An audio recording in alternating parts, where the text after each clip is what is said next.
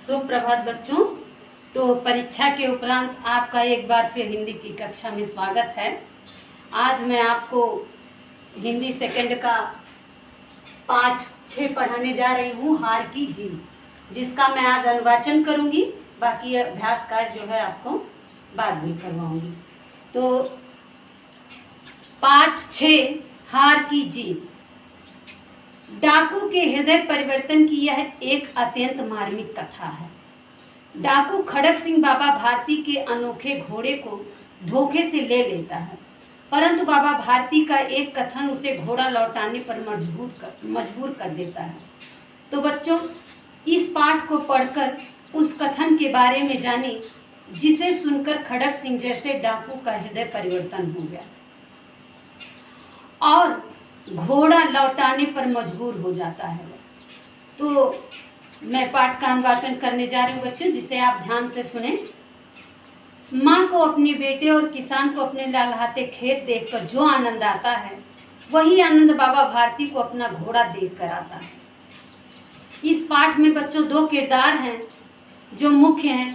पहला बाबा भारती, दूसरा खड़क सिंह जो डाकू है, और तीसरा है वह घोड़ा, जिसके बारे में ये सारी जो है इस पाठ का जो सार अंश है वो इन्हीं तीनों पात्रों के बारे में बताया गया है। तो ये घोड़े की कहानी है और एक डाकू का कैसे हृदय परिवर्तन होता है, घोड़े में कितनी खूबियां हैं और उसको चाहने वाले बाबा भारती कैसे हैं।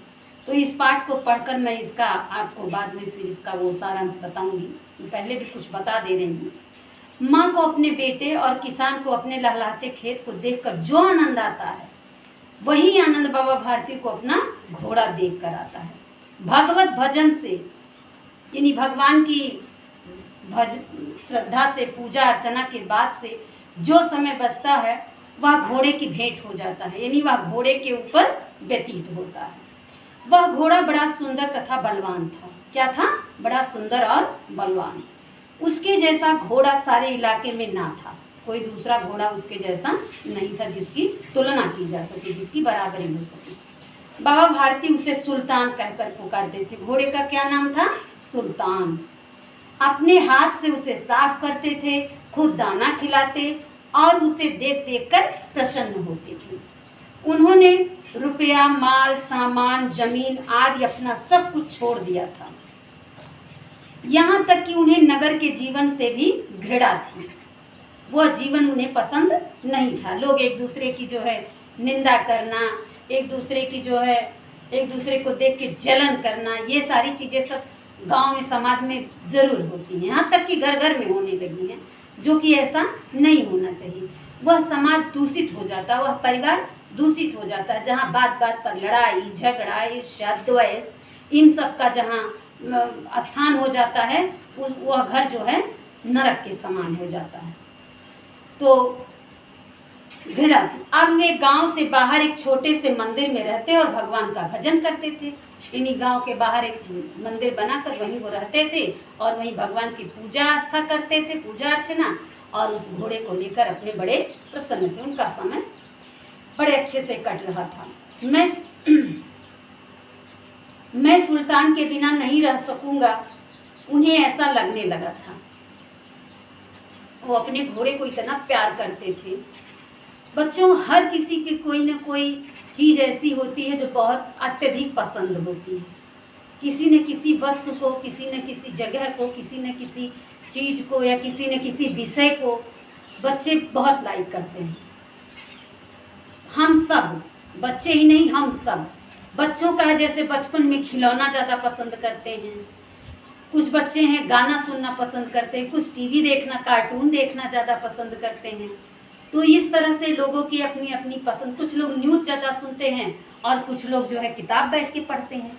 तो सबकी अपनी अपनी पसंद होती है, अपनी अपनी चाहत होती है। वैसे बाबा भारती की पसंद थी उनका घोड़ा। वो अपने घोड़े पर जान लौटाते थे, जान छिड़कते थे। उन्हें ऐसा महसूस होने लगा था कि वही घोड़ा ही उनका सब कुछ है, उसके बिना वह एक पल रह नहीं पाएंगे। इतना आसक्त थे वो उसके। उसकी चाल पर लट्टू थे। उसकी चाल को देख करके वो एकदम मंत्रमुग्ध हो जाते थे। लट्टू होना अत्यधिक प्रसन्न होना। कहते थे ऐसे चलता है जैसे मोर को घटा देखकर नाच रहा हो, घटा को देखकर मोर नाच रहा हो। उन्हें कहते ही जब सुल्तान चलता था तो बाबा कह रहे हैं कि ऐसा प्रतीत होता था कि जैसे घटा जो है छाई हुई है और उसे देख करके मोर नाच रहा है। मेघ छाया है, मेघ घिरे हुए हैं और मोर उसे देख करके मंत्र मुग्ध होकर नाच रहा है। उसी तरह से घोड़ा जब चलता है तो ऐसा प्रतीत होता है। जब संध्या के समय सुल्तान पर बैठकर, जब तक संध्या के समय सुल्तान पर चढ़कर 8-10 मील का चक्कर ना लगा लेते उन्हें चैन ना आता था। यह उनकी आदत थी, हैबिट जिसे कहते हैं। बाबा भारती की आदत थी कि वो जब तक सब काम समाप्त करते शाम के समय, वो जब तक घोड़े पे बैठ के कुछ टहल नहीं लेते थे कुछ दूर, तब तक उन्हें चैन नहीं आता था। वह उनका नित्य का कार्य बन गया था। खड़ग सिंह उस इलाके का कुख्यात डाकू था। क्या था? डाकू, खड़ग सिंह।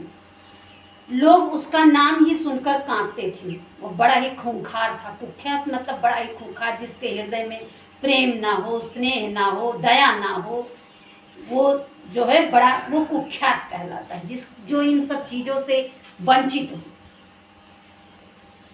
तो होते होते सुल्तान की कीर्ति मतलब यश, गाथा, बड़ाई, तो होते होते सुल्तान की कीर्ति उसके कानों तक पहुंची। किसके? सुल्तान की। उसका हृदय उसे देखने के लिए अधीर हो उठा, मतलब व्याकुल हो उठा, परेशान हो गया कि उसे कब देखूं। मन अकुलाने लगा कि कब जाऊं देखूं, क्या चीज़ है, क्या खूबी है उसमें जो उसकी इतनी प्रशंसा हो रही है। और ऐसे लोग जो चीज़ औरों के अच्छी चीज़ औरों के पास देखते हैं तो उनका मन करता है कि ये तो मेरे पास होना चाहिए था, मैं ही बाहुबली हूँ, मेरे पास जो है ताकत है, तो वो चीज़ मेरी होगी, मुझे चाहिए। तो वह एक दिन दोपहर के समय बाबा भारती के पास पहुंचा और नमस्कार करके बैठ गया। खड़ग सिंह एक दिन बाबा भारती के पास गया और जो है बाबा से बैठ करके नमस्कार करके बैठा उनके पास। बाबा भारती ने पूछा, खड़ग सिंह क्या हाल है? खड़ग सिंह ने सिर झुकाकर उत्तर दिया, आपकी दया है, कहो इधर कैसे आ गए? ये औपचारिकता बस बातें हो रही हैं दोनों में, जो अक्सर हमारे घर भी कोई आता है तो हम लोग ऐसे बातचीत करते हैं। तो ऐसे दोनों लोगों में बातचीत हो रही है, बाबा सुल्तान में और खड़ग सिंह में। सुल्तान की चाह खींच लाई। खड़ग सिंह कह रहा है कि बाबा ने पूछा कि कहो इधर कैसे आए? तो सुल्तान कह रहा है कि खड़ग सिंह की चाह खींच लाई, मतलब उसकी बड़ी प्रशंसा सुनी है तो उसको देखने के लिए मैं यहाँ चला आया। विचित्र जानवर है, बाबा कह रहे हैं कि बड़ा ही मतलब विचित्र, अलग एकदम, देखोगे तो प्रसन्न हो जाओगे। मैंने भी बड़ी प्रशंसा सुनी है, खड़ग सिंह कहता है, उसकी चाल तुम्हारा मन मोह लेगी। बाबा कहते हैं देखने में बड़ा सुंदर है। खड़ग सिंह ने कहा, क्या कहना, जो उसे एक बार देख लेता है कभी भूला ही नहीं पाता। बहुत दिनों से इच्छा थी, आज आया हूँ, खड़ग सिंह ने कहा। बाबा भारती और खड़ग सिंह बातें करते हुए अस्तबल में पहुंचे। बाबा ने घोड़ा दिखाया घमंड से, खड़ग सिंह ने घोड़ा देखा आश्चर्य से, चकित होकर, और बाबा थोड़ा अकड़ कर घोड़े को दिखाते हैं। खड़ग सिंह ने हजारों घोड़े देखे थे, परंतु ऐसा बांका उसकी आंखों के सामने से कभी नहीं गुजरा था। खड़ग सिंह ने बहुत घोड़े देखे थे, जबकि वो घोड़े पे चलता भी था, लेकिन उतना सुंदर घोड़ा उसने कभी नहीं देखा था। सोचने लगा, भाग्य की बात है, ऐसा घोड़ा खड़ग सिंह के पास होना चाहिए था। इस साधु को ऐसी चीज़ों से क्या लाभ है? कुछ देर तक आश्चर्य से चुपचाप खड़ा रहा। उसके पश्चात उसके हृदय में हलचल होने लगी। बालकों की सी अधीरता से बोला, परंतु बाबा जी, इसकी चाल न देखी तो क्या देखा? अभी मैंने आपको बताया बच्चों कि उसके मन में कुछ हलचल सी होने लगी और वह बालकों की सी अधीरता से, बच्चे जो है मचल करके बोलते नहीं मुझे ये चाहिए, तो वह कह रहा बाबा इसकी चाल नहीं देखा तो क्या देखा? तो बाबा ने कहा, बाबा जी भी मनुष्य ही थे भाई, जो दयावान होते हैं, जिसके अंदर जो है प्रेम होता है, स्नेह होता है, वो बहुत जल्दी जो है लोगों की बात मान लेते हैं, क्योंकि उनको जो है उनके हृदय में ईर्ष्या द्वेष तो रहता नहीं है। तो उन्हें क्या पता कि ये किस भाव से कह रहा है सामने वाला। तो ऐसे बाबा जी भी सरल स्वभाव के व्यक्ति, वो तुरंत उसकी बात को मान गए।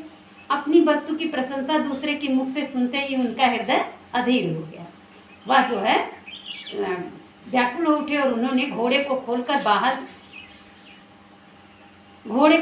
बाहर ले गए। घोड़ा वायु वेग से उड़ने लगा। उसकी चाल देखकर खड़क सिंह के हृदय पर सांप लौट गया। वह डाकू था और जो वस्तु उसे पसंद आ जाए उस पर वह अपना अधिकार समझता था। उसके पास ताकत थी और आदमी थे। बच्चों, मैंने बताया कि डाकुओं की ऐसी प्रवृत्ति होती है, जो लोग थोड़ा समाज से परे होते, जिनके हृदय में मैंने बताया ना प्रेम नहीं होता, स्नेह नहीं होती, श्रद्धा नहीं होती, दया भावना नहीं होती, वह हर अच्छी चीज़ पर अपना वर्चस्व जमाना चाहते हैं। उनके पास अगर थोड़ा सा कुछ अपनी ताकत का, जो सज्जन व्यक्ति होते हैं वो अपनी धन बल यश कीर्ति सबका जो है सदुपयोग करते हैं, और कुछ लोग होते हैं जो दुर्जन होते हैं, वो दुरुपयोग करते हैं। तो वैसे ही ये खड़क सिंह था, वह अपनी धन बल सबका दुरुपयोग करता था। तो जो है उसकी पसंद आ जाए उस पर अपना अधिकार समझता था। उसके पास ताकत थी और आदमी थे। जाते जाते उसने कहा, बाबा जी मैं यह घोड़ा आपके पास ना रहने दूंगा। तो उसने सोचा कि अब यह घोड़ा मेरे पास होना चाहिए, ऐसा कहकर वह चला गया। तो बच्चों, आज के लिए बस इतना ही। बाकी की कहानी और इसका सारांश मैं आगे आपको समझाऊंगी। धन्यवाद।